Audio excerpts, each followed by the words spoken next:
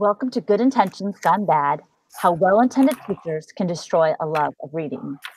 This is session 5 on the Ed Club Gathering.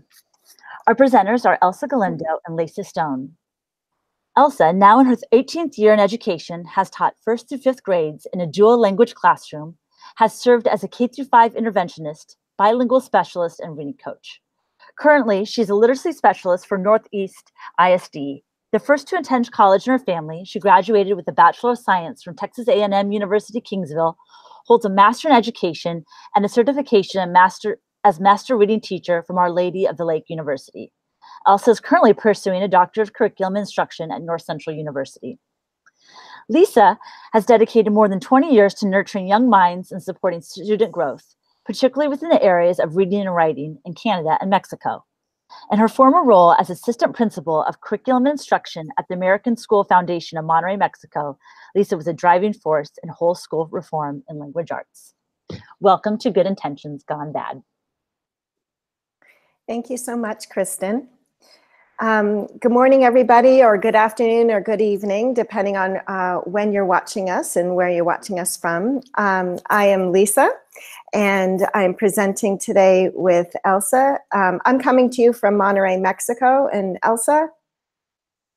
Hi, I'm Elsa Galindo. I'm coming to you from San Antonio, Texas. So we're here today with the workshop, Good Intentions Gone Bad, How Well-Intended Teachers Can Destroy a Love of Reading.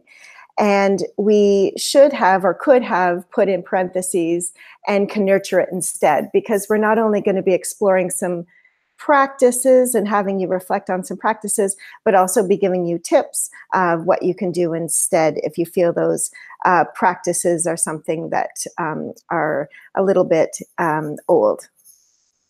So I think we should start with why we're here. What are our inspiration? Why are we so passionate about this topic? Well, here are my two little inspirations. This is my, on the left is Everett. Here he's 2.5, he's my nephew. And Everett, despite all of the toys in his house and all the things he could be doing, he chose to wander off to my sister's bedroom, into her very messy closet, and build himself a fort and just read. And just for the pure joy of reading, because even though he's not a conventional reader yet, he just enjoys being comfy with a good book. And similarly, his sister on the right, this is Ashley, and she's 5 here. And again, she just hopped up on the couch because she just enjoys books and enjoys reading. And you can tell by her face how happy she really is with that. So, of course, as an educator and as an auntie, this just fills my heart with joy. But then sometimes we see this a little bit later in their career. This is our disengaged reader. This is our illiterate reader. And today we just really want to explore why that change. Certainly there are external factors, something beyond our control as educators. But what is in our circle of influence? What can we do to be proactive so we don't get this disengaged reader?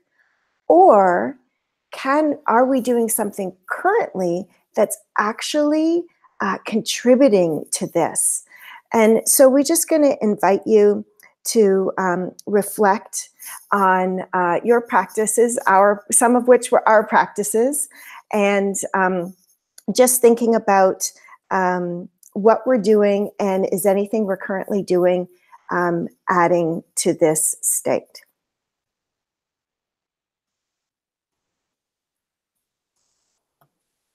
Hi, well, just like this cartoon talks about, it says reading is fun. I found the main idea, I summarized, I inference, it is in my journal. Can I please read now? I know this was really interesting because I was reading an article in the Washington Post on why don't more kids love or even like to read. So when I saw this cartoon, as teachers every day, we tell students reading is fun, try different genres, yet because of accountability, sometimes we don't foster that love of reading. As I think of this quote by Kelly Gallagher, authentic interest is generated when students are given the opportunity to delve deeply into an interesting idea. If we let them read, then they're going to automatically find the main idea, summarize, inference, all of those things that we want them to do.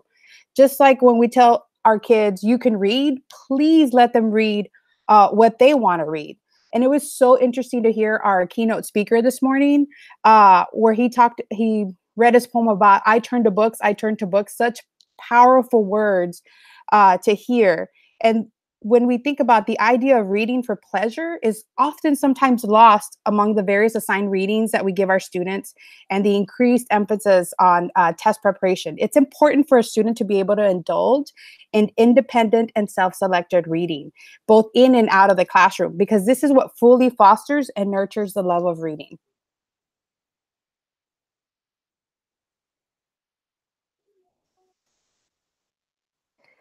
So before we move forward, I do want to remind you, we invite you to, at any time during this presentation or at a later time, to contact us on Twitter. We showed our handles at the beginning and we will at the end. But if you would like to get into this conversation today, just use the hashtag, the Ed Collab Gathering space, #5. So we definitely invite you to do that. So like we said, this is about reflecting on our practices and really asking ourselves, honestly, is this inspiring a love of reading, or could this be leading to the destruction of a love of reading? And this is not about blame, though, and that's not about pointing fingers.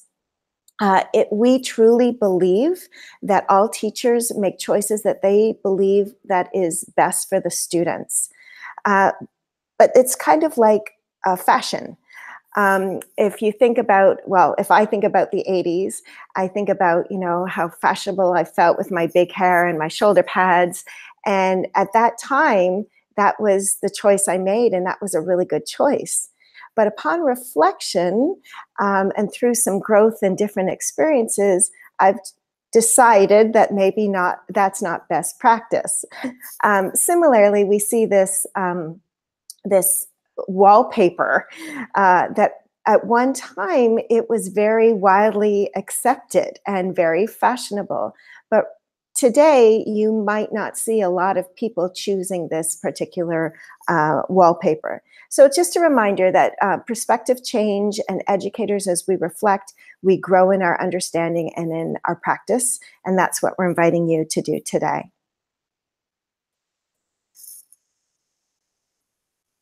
So what is it that this is doing to our brain? And we were very lucky to have Julia Torres share with us on one of our sessions how stress affects the developing brain.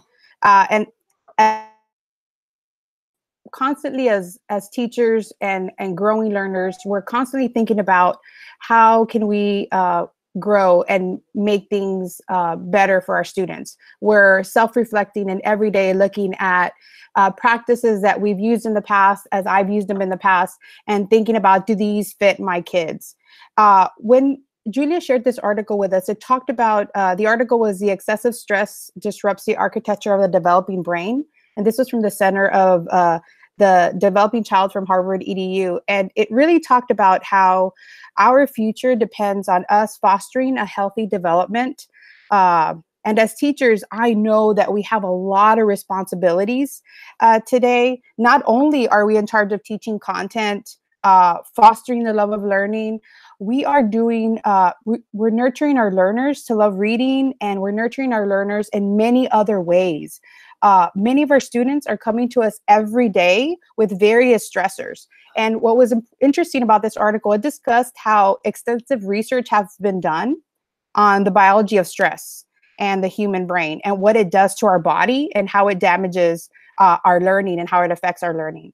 So this is why I know in these past years, we've been hearing a lot about the social emotional learning aspect in our schools and how this has gone global and just raising more awareness. Because whether you're a parent or a teacher, you need to understand the whole child. And we know as teachers, we're constantly doing that. We're looking at our whole child. Every child is an individual. And we need to remember that we can't teach every child the same way.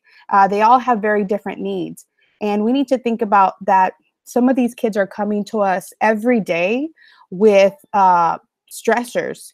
They've gone through certain traumas and they're just trying to adapt just to basically function in our classrooms. We need to be very mindful of this. I know this is something that's very close to my heart.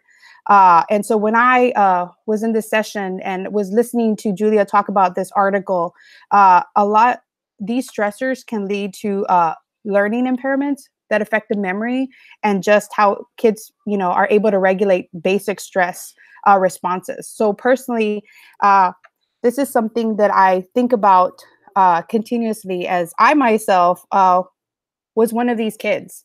But I was lucky enough to have teachers and support systems in place that gave me the necessary tools to overcome certain moments in my life. So with this, we're going to be jumping into how to nurture the love of reading, and by giving choice, making it relevant, and just plain fun.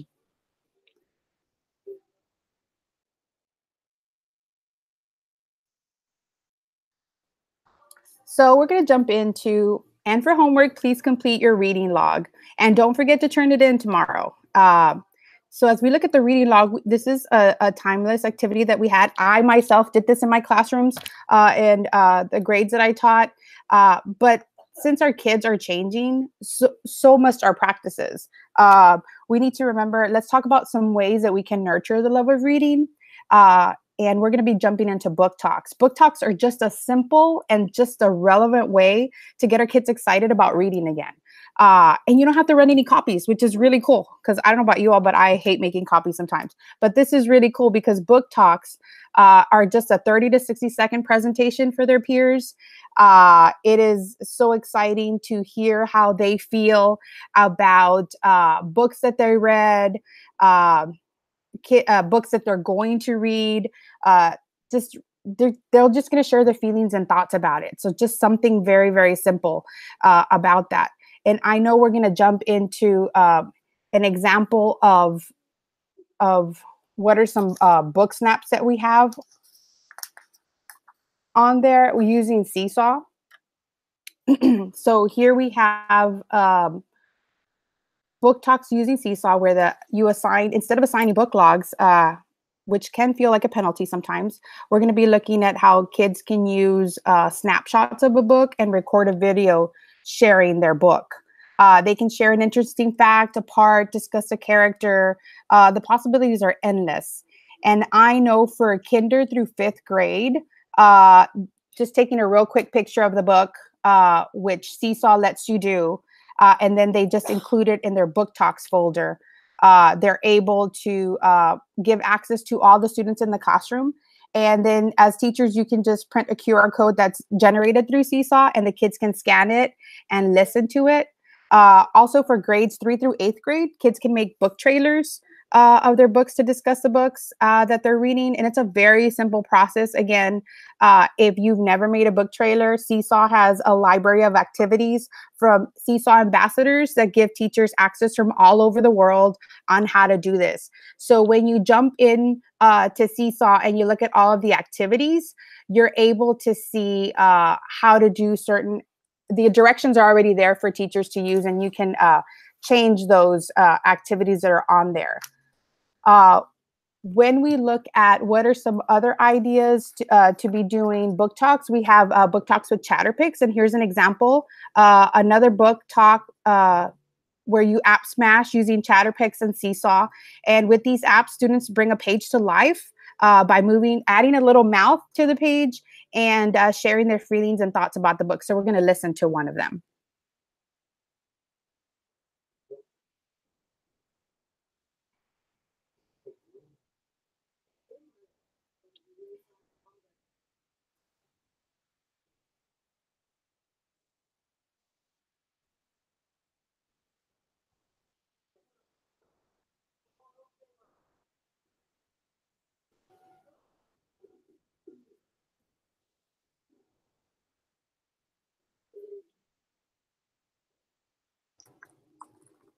Oh, so we had a little technical difficulty there with no sound. Let me jump into the book talks with Padlet. This is something very simple that you can do, and it's free. Another way to do a book talk. On this is a wall with my students are sharing and talking about different books that they're reading. This was done in grades 3 through 5th grade, and upper grades 3 through 8th grade, and even all the way to high school can do this. All you need is to add the Padlet link on the Google Classroom.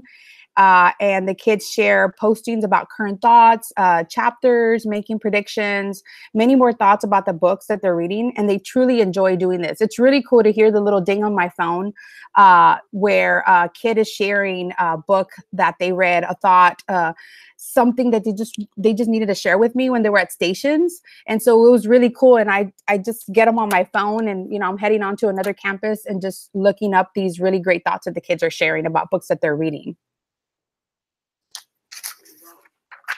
And here's the book talks with Chatterpix. Then we have the book talks in Google Classroom, where we have grades 3 through 8th grade. And there's so many ways to level up our reading logs in ways that are more relevant and just every day for our students. So here's a way to use Google Classroom, and they just share messages with their peers, feelings about the books. They post authentic responses about their books. They review books that they're reading. They even attach little trailers, giving other readers sneak peeks about the next book that they could be reading.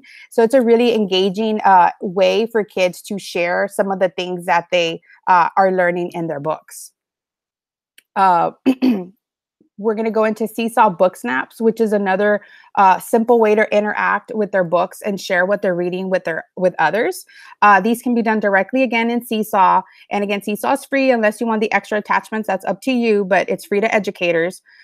They can be assigned in the activities in Seesaw. And like I said, if a lot of teachers are Seesaw ambassadors, and they have all of these already made and they can share. And as you see at the top, the one with the little ear, it's really cool to see how kids are able to take a picture of a piece of the text.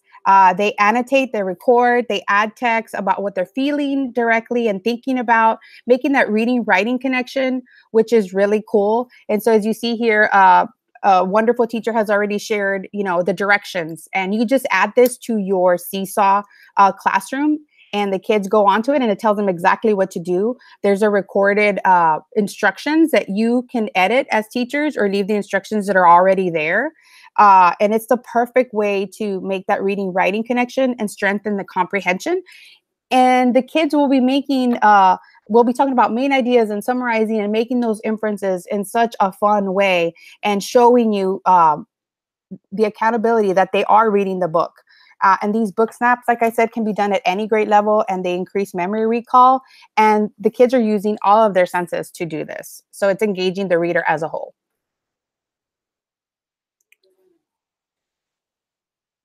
Then we have our final one where we're doing book reviews with Flipgrid, another great free way to get kids engaged. And again, this is our kids' reality. Our kids are watching YouTubers. I don't know about your kids, but my kids, all I see on their iPads or on the screens are they're listening to YouTubers talk about what they're doing. This is exactly something like that. And it's very relevant and fun. Instead of completing that book log, you're going to get more from these kids. And this comes so easy in any age level, or even if you have emergent writers who are reluctant to complete a reading log, they're more interested in sharing about what they're learning in books. Here, the kids sign on, they record their book talks or review, they listen to each other's review, they can like each other's, make comments on the reviews of the books. And this is a perfect way to find out what their peers are reading and how they feel about the books that they're reading.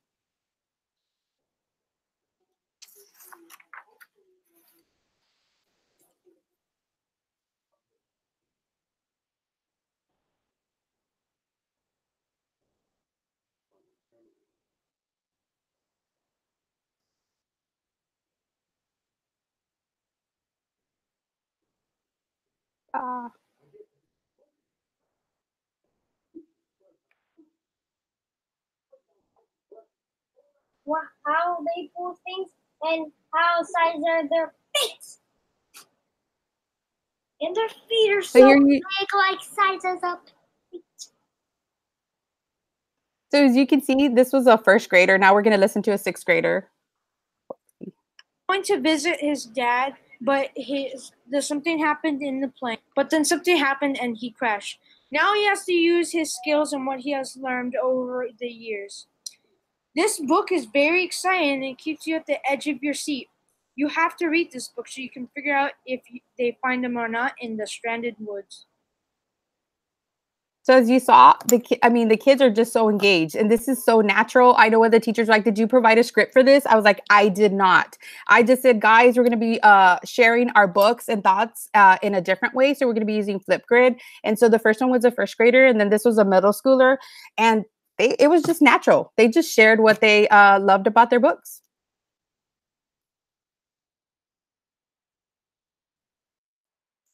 So thank you, Elsa.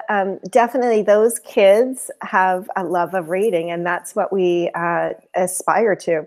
So Elsa talked about one common practice in education, and that is maintaining a book log. And because that can feel very heavy, and because that can sometimes distract from that true love of reading, or perhaps destroy that love of reading, she's given some great alternatives that do authentically engage students. So another common practice that we've seen and perhaps been guilty of in the past is providing incentives for reading. So by that, I mean giving actual material rewards for reading a certain amount. So if we think about it, that's well intended in that the teachers obviously want students to increase their volume of reading. So that's what we all want. But when we think about it, why do we read? Do we read to receive our name on our certificate, or a piece of candy, or some sort of toy? No, of course not. We read for intrinsic purposes. So that's actually what we need to instill in our kids, this, or support in our kids, grow in our kids, this intrinsic motivation toward reading. And if you think about it, offering kids some sort of reward for the amount of books they've read, and an external reward, that's like bribing, actually. And bribing in any other aspect of life is definitely frowned upon. And in fact, it's illegal, and you could get in a lot of trouble for it. And the other thing about that is just, it just feels like that's how we train dogs. And I think we're really doing a disservice to students when we treat them that way, even though momentarily it might feel good for them. But it doesn't feel good for all of them. So if you consider, I've seen in the past these charts, these beautiful charts that teachers make. Sometimes there's like a race course, like race to, 25 books, and everybody has their own car that moves along. So if Elsa has got her car moved along because she's read 10 books already, and I've only read one book, that doesn't motivate me anymore. That actually shames me. And now that's doing the opposite of what the teacher intended. That's making me perhaps shut down. So this quote I really like, because these educators, they're talking actually about visuals in the classroom for rewards for classroom management, but I think we can apply it to the situation of reading incentives here. So shaming is not teaching. Bribing is not teaching. And when we shame people, they are more likely to hide what they do, not change what they do. So that's exactly what we're talking about today. Well-intentioned, because we want to increase the volume of reading, but actually we could be destroying the love of reading for some kids. So the question is, what do we do instead? What can we do to grow that love of reading, to make kids, to increase their volume of reading? So here are a few ideas. The first idea is to ensure that the environment in the school and in the classroom promotes and invites reading. So for example, in this school, you'll see on the left, they have this little free library. And this is basically a communal little library where teachers and students and community members can put in a book or can borrow a book. And the placement of this little library at this school is right in front of the main doors. So the idea is that you can't help but passing it when you're going into the school. So that puts our love of reading at the forefront and reminds us every day that we are all readers. Another way to build a reading community is to get the adults in your school. Oh, yeah, thank you. Is the adults in your school to create shelfies. So what that could look like is have the adults think about their favorite reads when they were the age group of which they teach. And this is a middle school example. And this teacher's put different book titles of what she enjoyed when she was a middle schooler.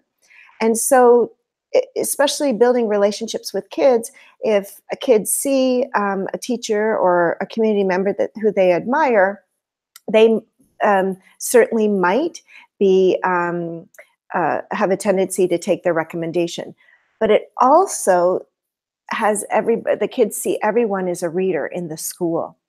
And then another nice thing about what this school did, then other teachers started to write Post-its and stick them on saying, oh, I loved that too when I was 10. So it really was about a community of we are readers. So another idea to build that reading community is just to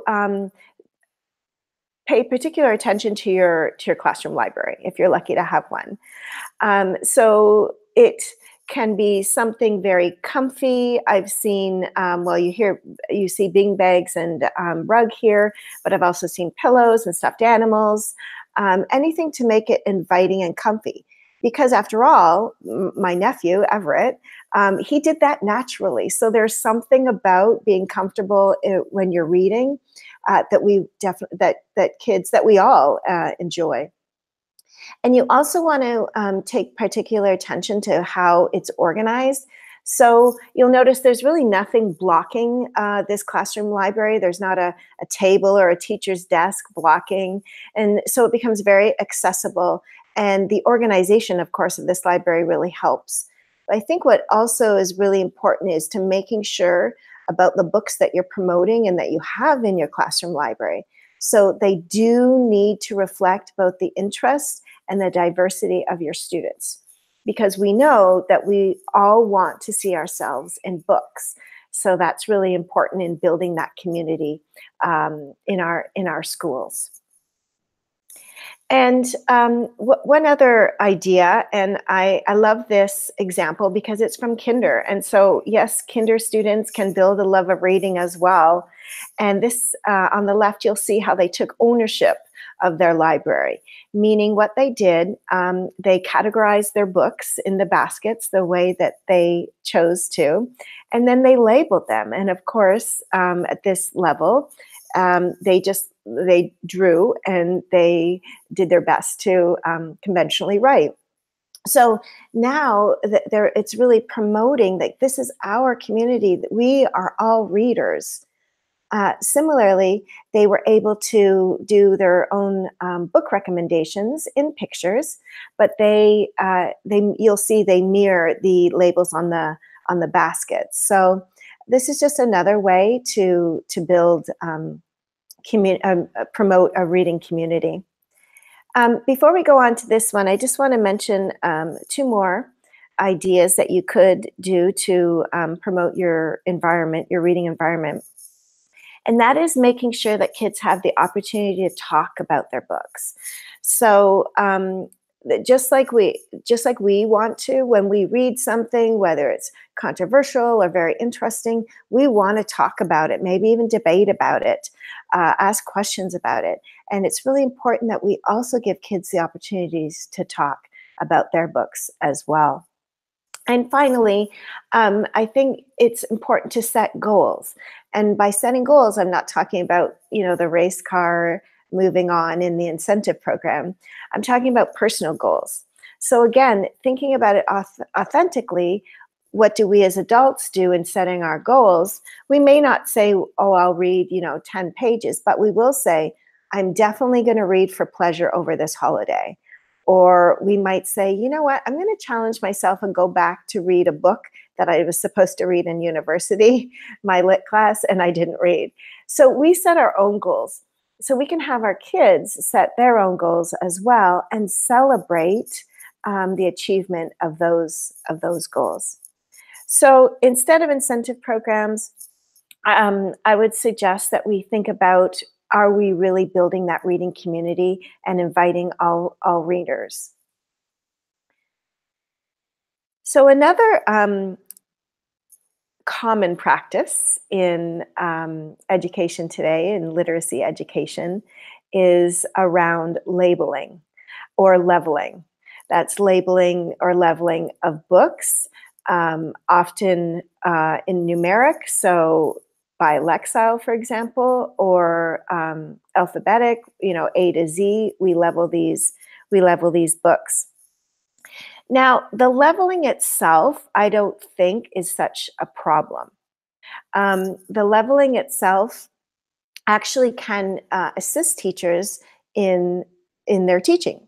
So for example, if we know the Lexile level of a text, and we suspect that it might be a little bit inaccessible to a child at the moment, we can use an online tool such as Rewordify, which is free, by the way, and we can put that text into Rewordify, and it will do exactly that, Rewordify, and take all those tricky words and kind of break them down, making it more accessible to the readers. So that's one benefit of understanding or knowing Lexiles. If we know a level of an A to Z level of a book, that will actually help us in our instruction. So if I know about where a student is, I know that the characteristics of level text can help me build that student or grow that student as a reader. So the leveling necessarily isn't the problem. The problem comes when we start to label the kids. So you might have your colleagues, you might hear your colleagues say sometimes, oh, he is a level P. And with language like that, we're labeling the student. And with language like that, we're restricting the student often to just read level P books. Now, Jennifer Saravello actually talks a little bit about this and the problems within this. And that is, for example, it's those assessments we use to determine levels, they are snapshot. They're usually 10 to 15 minute snapshot of the reader's abilities right then, but it doesn't give us the whole picture. So that's one problem. Another problem is leveling is not a pure science. So if we take it for that, then we definitely can get ourselves in a little bit of trouble and worse, have our kids perhaps be shamed by having a level on them. I just think about what Elsa said earlier around the stress on the brain. If we're labeling kids with this letter, that can add to a lot of stress, which has a lot of negative implications on the brain. So again, this is all with good intention. I know, because I was a leveler. I know that this is based on Allington's research saying that kids need to, in order for readers to grow, kids need to read books that they can read with accuracy and they can read with comprehension. So the intention is good, just the effects are sometimes quite negative because we're restricting kids. What we need to remember, though, Allington also says that they should choose books that they can read with accuracy, comprehension, and books that they want to read. So I think that is really important that we remember books that we want to read. So I'm just going to show you this quote from Pernille Rip that gives us another example of why leveling can be detrimental. Kristen, can you show the, thank you.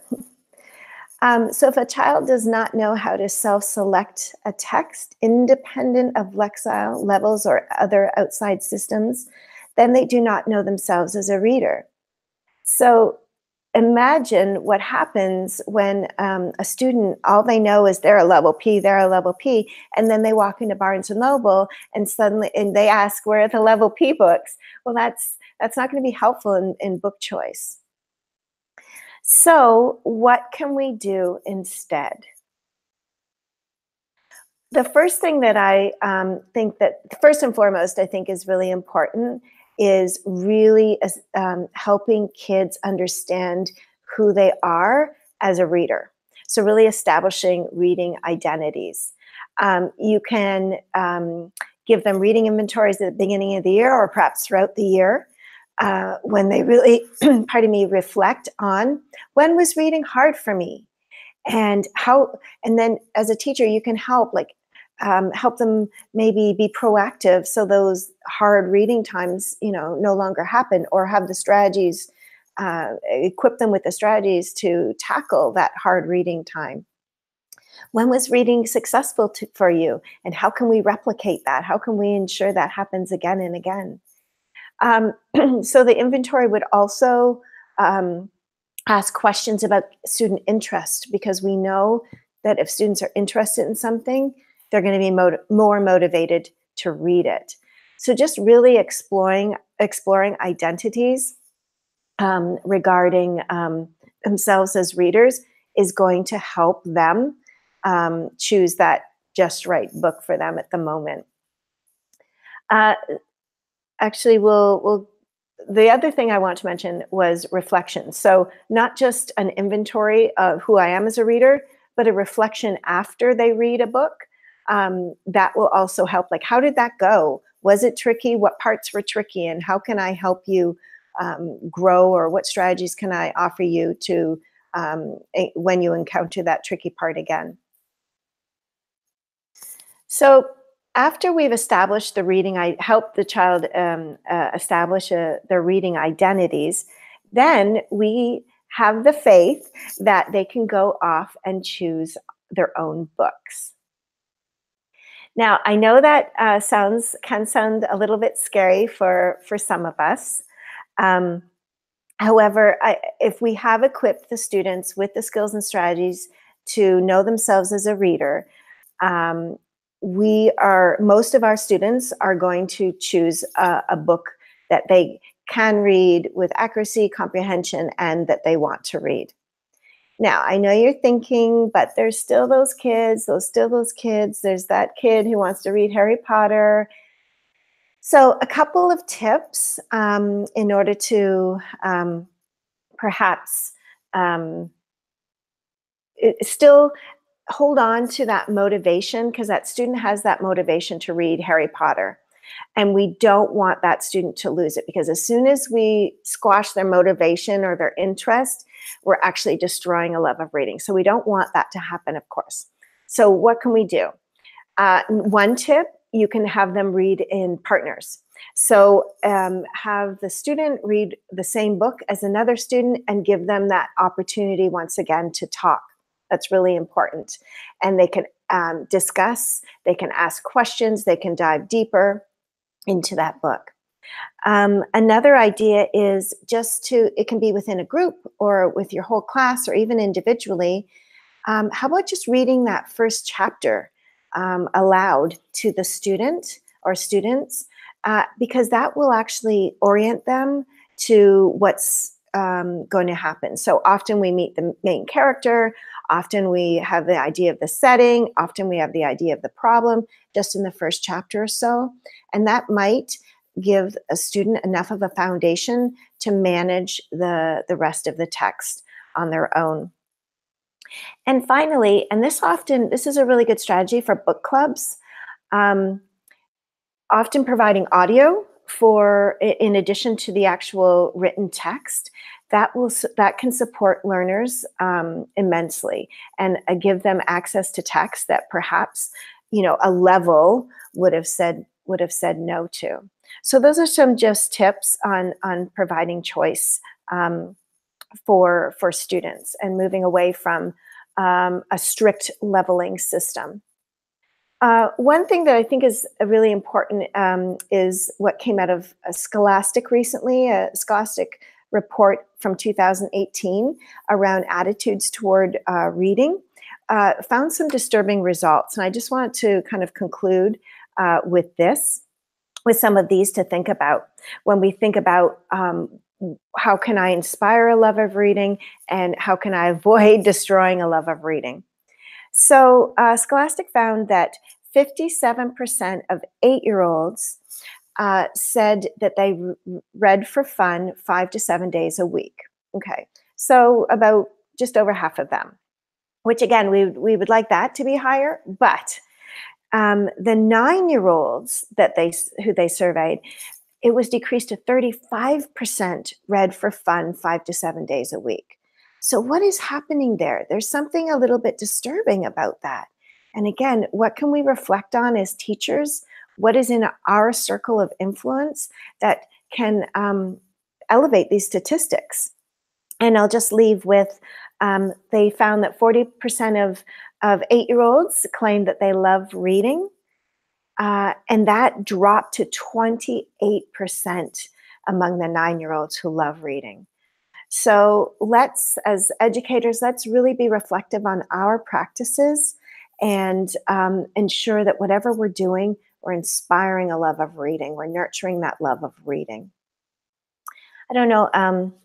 And this is just one other recommendation of book recommendations can be, or reviews can be something engaging like Elsa showed us, but they can also take 10 seconds writing on a Post-it. Or one thing, just to piggyback on Elsa's idea of the flip grids or the videos, you can also download those videos, generate a QR code, paste that QR code in the front of a book of a classroom library, and kids can take the iPad and actually watch their peers speak to them, recommending their book. So that's just another idea to help student choice. So I'm not sure, Elsa, if you want to mention anything else. Have you been doing any other thinking, or if there's anything else that came in from Twitter?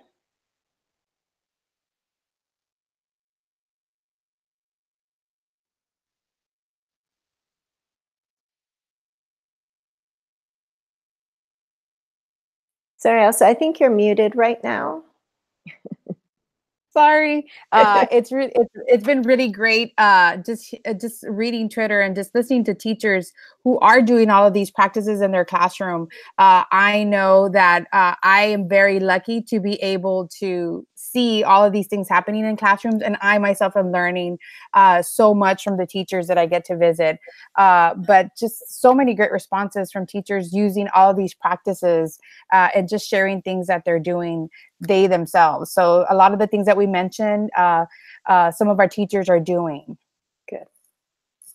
That's really exciting to hear, because I'll tell you, those Scholastic statistics were quite disturbing for me. And I just can't help but thinking teachers work so hard. But if we're not putting our hard work in the right direction, then it's for naught. So I just want to applaud all of you who are being reflective, who are doing your best to inspire that love of reading, because it is so very important. And I know somebody asked out there,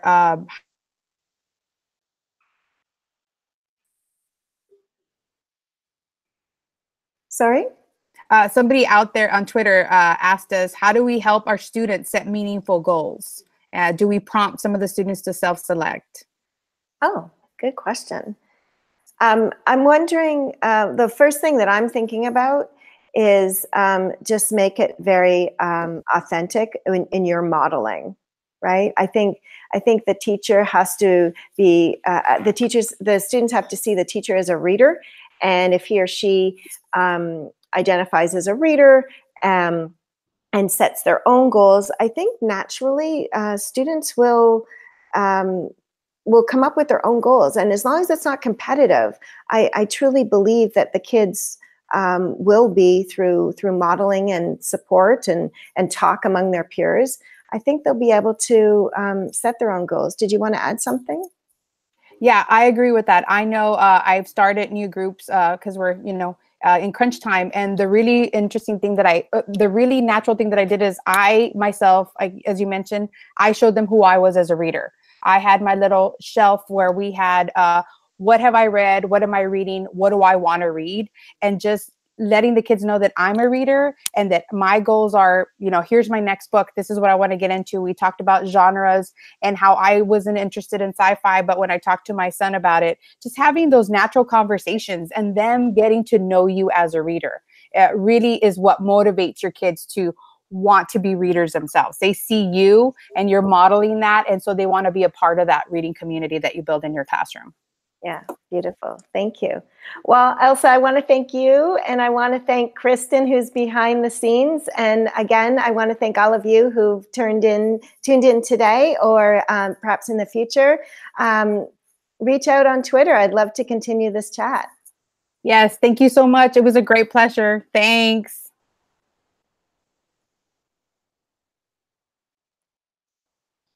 Thank you, Elsa. Thank you, Lisa, for an outstanding session. And again, just for being so solution-oriented. That was fantastic. We invite everyone to join us for the Session 3 workshops shortly after this. Thanks and have a great Saturday.